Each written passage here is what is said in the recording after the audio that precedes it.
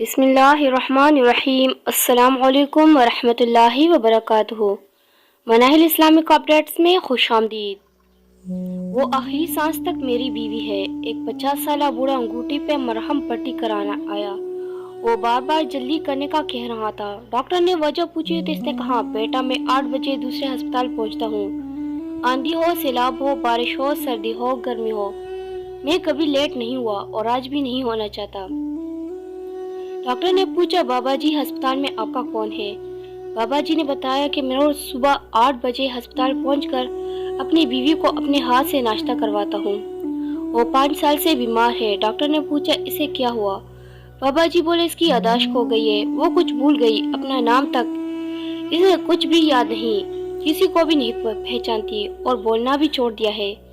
Doctor نے پوچھا، جب آپ کی بیوی آپ کو نہیں پہچان سکتی تو وہ آپ میں اور وارڈ بوائے میں کوئی فرق نہیں کر سکتی، تو آپ روز 8 بجے تکلیف کیوں اٹھاتے ہیں؟ بابا جی بولے، میں اس کا قرض دار ہوں۔ 50 برس میں نے مجھے روزانہ 8 بجے ناشتہ کروایا تھا۔ ہمارے ہاں نوکر اور خادموں کی کمی نہ تھی، مگر سردی، گرمی، بارش ہو یا آندھی ہو، 6:30 بجے جاگتی اور اپنے ہاتھوں سے ناشتہ بناتی اور ٹھیک 8 بجے میز پر لگا کر میرا انتظار کرتی۔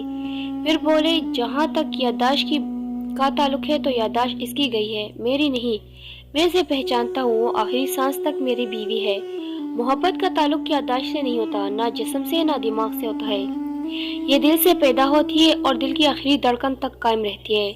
لہٰذا اگر آپ کا ساتھی آپ کو نہیں پہچانتا تو آپ کے دل سے اس کی محبت کم نہیں ہونی چاہیے۔ کبھی کبھی میں سوچتا ہوں کہ اگر اس کی جگہ میں ہوتا تو کیا مجھے فراموش کر دیتی؟ نہیں، وہ مجھے کبھی فراموش نہ کرتی۔ وہ ٹھیک 8 بجے ناشتے کے ٹرے سے لے کر روزانہ میرے سرانے کھڑے ہو جاتی۔